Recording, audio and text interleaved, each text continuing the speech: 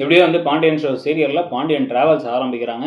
So அதுக்கு வந்து பார்த்தீங்க அப்படின்னா வந்து இப்போ நடக்கிற விஷயங்கள் தான் முதல்ல இந்த பெயிண்ட் அடிக்கிறதுலேருந்து ராஜி நானும் கூட சேர்ந்து பெயிண்ட் அடிக்கிறேன்னு சொல்லி நைட்டே வந்து செவருலாம் சுரண்டி எடுத்து அதுக்கப்புறமா வந்து ஃபேமிலியாக இவங்க 2 பேர் பெயிண்ட் பண்ண ஃப்ரெண்ட்ஸ் எல்லாம் இருக்குன்னு அதெல்லாம் பெயிண்ட் பண்ணி முடிக்கிறாங்க. வீட்டுக்கு வந்ததுக்கப்புறமா என்ன பேர் வைக்க போகிறாங்க, ராஜி பேராக இருக்குமா, கோமதி பேராக இருக்குமா, என்ன பேராக இருக்கும்னு இவங்கெல்லாம் மாற்றி எல்லாரும் பேசிகிட்டு இருக்கிறது, மருமகள்களும் அரசியும் சேர்ந்து பேசுறது. அரசி எங்கள் அண்ணன் கண்டிப்பாக உங்கள் பேர் தான் வச்சுருப்பாரு, ராஜி டிராவல்ஸ் தான் பேசுகிறதெல்லாம் ஒரு பக்கம் நடக்குது. காலையில் வந்து அப்படியே நைட்டே வந்து பார்த்தீங்கன்னா அண்ணன் தம்பி எல்லாம் வந்துடுறாங்க. வந்து பூ தோரணம்லாம் கட்டி அதுக்கப்புறமா எல்லாரும் ஹெல்ப் பண்ணி பழனிவேலும் இருக்காரு, எல்லாரும் சேர்ந்து வந்து அங்கே எல்லாரும் ஏற்பாடுகள்லாம் பண்ண பேரை மட்டும் இப்போ சொல்ல மாட்டேன்னு திருப்பி கதிர் சொல்லிகிட்டு இருக்காரு. லைட்டெல்லாம் போட்டு எல்லாத்துக்கும் அண்ணன் தம்பியெல்லாம் தேங்க்ஸ் சொல்லி கட்டி எல்லாம் பிடிச்சிக்கிறாங்க. பிடிச்சதுக்கப்புறமா வந்து நீதாண்டா ஓனர்லாம் வந்து சொல்லிகிட்டு இருக்காங்க.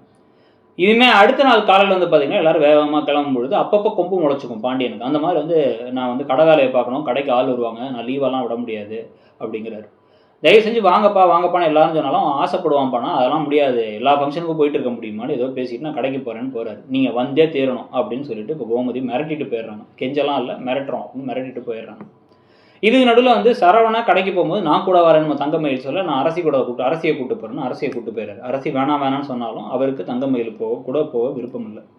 ஸோ இவங்க எல்லாருமே கிளம்பி அங்கே போனதுக்கப்புறமா இப்போ என்ன பேராக இருக்கும்னு யோசிக்கிறாங்க. அரசி வந்து கதிர்ராஜியை ஒன்றா நிற்க வச்சு செல்ஃபியெல்லாம் எடுத்துக்கிறாங்க, தோளில் கை போட வச்சு.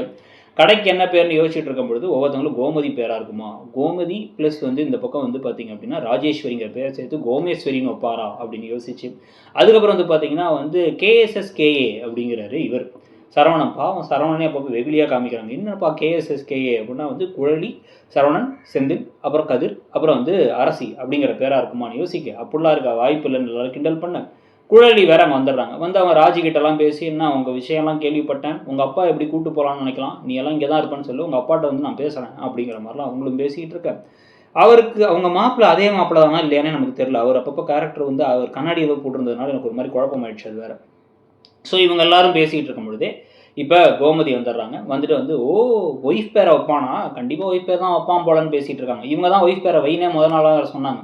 ஸோ அதில் வேறு ஒரு விஷயங்கள்லாம் நடந்துகிட்டு இருக்கும் பொழுது இப்போ பாண்டியன் வருவாரா மாட்டாரா அப்படிங்கிற ஒரு கேள்வி இருக்குது. கடைசியாக பாண்டியன் வரப்போகிறாரு, வந்து அந்த பேரை பார்க்க போகிறாரு, நெகிழ போகிறாருங்கிறதுலாம் நடக்க போகுது.